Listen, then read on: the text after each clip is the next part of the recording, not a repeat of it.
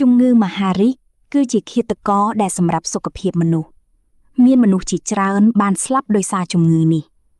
ហើយមូលហេតុនៃជំងឺនេះគឺបណ្ដាលមកពីទម្លាប់នៃការរស់នៅនិងការបរិភោគប្រចាំថ្ងៃដូច្នេះតើគួរធ្វើដូចម្តេចទើបអាចជៀសវាងកុំឲ្យកើតជំងឺមហារីកអ្នកអាចបរិភោគខ្ទឹមសឲ្យបានច្រើនព្រោះវាអាចសម្លាប់មេរោគដែលមានក្នុងក្រពះធ្វើឲ្យវាងាប់ទាំងអស់ដូច្នេះអ្នកនឹងមិនកើតជំងឺមហារីកក្រពះឡើយអ្នកក៏អាចពិសាគូឆាយឲ្យបានច្រើនព្រោះវាមានសារធាតុវីតាមីនខ្ពស់ដែលជំនួយដល់សុខភាពអ្នក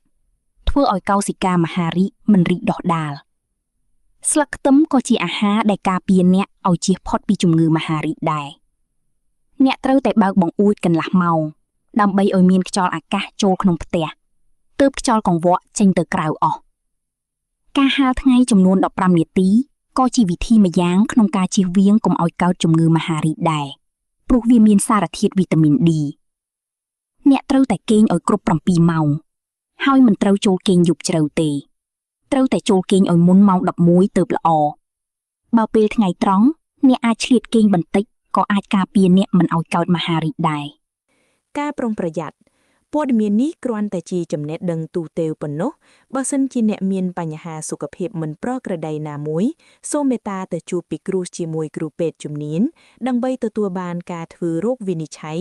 និងការព្យាបាលត្រឹមត្រូវដកស្រង់ដោយតំបន់សុខភាពប្រសិនបើករណីប៉ះពាល់ដល់កម្មសិទ្ធិបញ្ញាសូមតាក់ទងមក Telegram តំបន់សុខភាពសូមអរគុណ